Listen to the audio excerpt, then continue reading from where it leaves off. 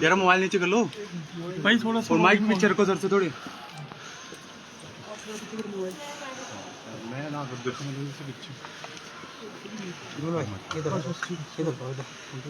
बोलिए जी सर।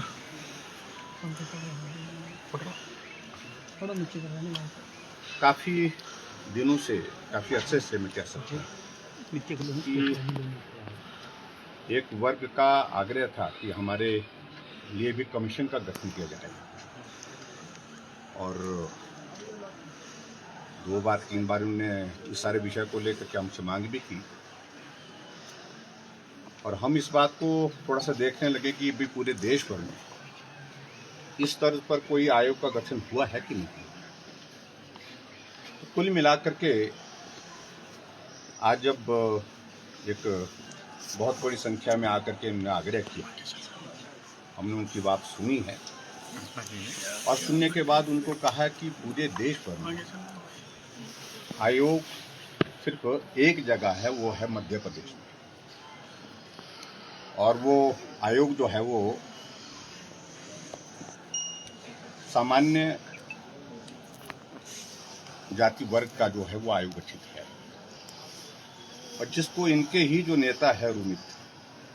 उन्होंने पहले भी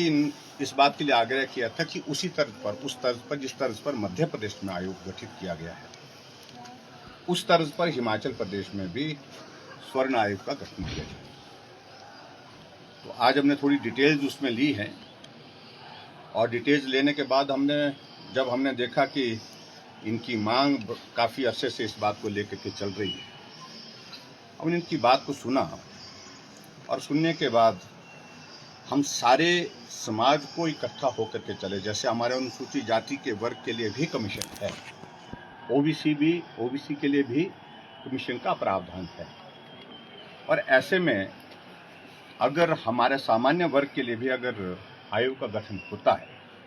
तो उस दृष्टि से कोई इस तरह की बात नहीं है, सब मिलकर के चलें। महत्वपूर्ण हमारे लिए यह है कि सब समाज इकट्ठा होकर के, संगठित होकर के चलते रहें, और सब समाज का हित का भला करना ये सरकार का दायित्व है, एक संवैधानिक व्यवस्था के अनुरूप, और उस व्यवस्था के अनुरूप हम काम करना चाह रहे हैं, हम काम कर रहे हैं। और ऐसे में हमने जो है मध्य प्रदेश की तर्ज पर हिमाचल प्रदेश में भी सामान्य वर्ग आयोग के गठन के इनके प्रस्ताव को हमने स्वीकार किया, और आप सबके माध्यम से भी मेरा इस बात के लिए आग्रह है। और हमने कहा कि अगला जो हमारा बजट सत्र आएगा, बजट से क्योंकि कमीशन है, कमीशन हमको विधानसभा में हमको एक्ट के रूप में इसको करना पड़ेगा, तो अगले सत्र में, बजट सत्र में इस आयोग का गठन करेंगे, ये हमने उनको बात कही, और उनसे मेरा निवेदन है इस बात के लिए कि अब वो जाएं, सब मिल करके रहें, समाज के बारे में जो अच्छा बोलें, और अच्छा बोल करके हम इकट्ठा होकर के काम करें। सर, आज विपक्ष अविश्वास प्रस्ताव लेकर सदन के भीतर आया था, क्या कहेंगे उस पर? मुझे लगता है कि विपक्ष अपना परिहास बना रहा है। आज भी हम सदन के अंदर उनकी तुलना में लगभग दुगने के करीब है। आज जब सदन के अंदर विपक्ष ने अविश्वास प्रस्ताव लाया, और उस प्रस्ताव पर जब हमारे अध्यक्ष महोदय जी विधानसभा के उन्होंने अपनी व्यवस्था दी, और व्यवस्था के साथ जब उनसे पूछा कि आप इसको प्रस्तुत करना चाह रहे, उन्होंने कहा हाँ करना चाह रहे, तो प्रस्तुतिकरण के लिए यह आवश्यक है कि 1/3 ऑफ द टोटल स्ट्रेंथ जो हाउस की जो हमारी संख्या है उसके अनुरूप वहाँ पर संख्या होनी चाहिए। वो संख्या कुल मिलाकर के जो खड़े हुए थे, जितने भी सदस्य, शायद मेरे ख्याल में 20 लोग खड़े थे, और वो संख्या जो है उस प्रस्ताव को स्वीकार करने के लिए जो जितनी जरूरी चाहिए तो उतनी से है ही नहीं, 23 चाहिए थे, और इस कारण से वो प्रस्ताव जो है आगे बढ़ने से पहले ही गिर गया, और स्वीकार कर दिया अध्यक्ष महोदय ने, उसकी व्यवस्था दे दी। जब उनको अच्छी तरह से मालूम है विपक्ष के लोगों को कि आज हिमाचल प्रदेश में भारतीय जनता पार्टी की सरकार का 4 साल का कार्यकाल पूरा हो रहा है, और ये मैंडेट भारतीय जनता पार्टी की सरकार के लिए 5 साल तक के लिए, और मेजॉरिटी हम उनमें से उनसे दुगना है। ऐसी परिस्थिति में अपना मजाक बनाना, अपनी फजीहत करवाने का उनको शौक था, वो फजीहत उनने करवाई और यही अपरिपक्व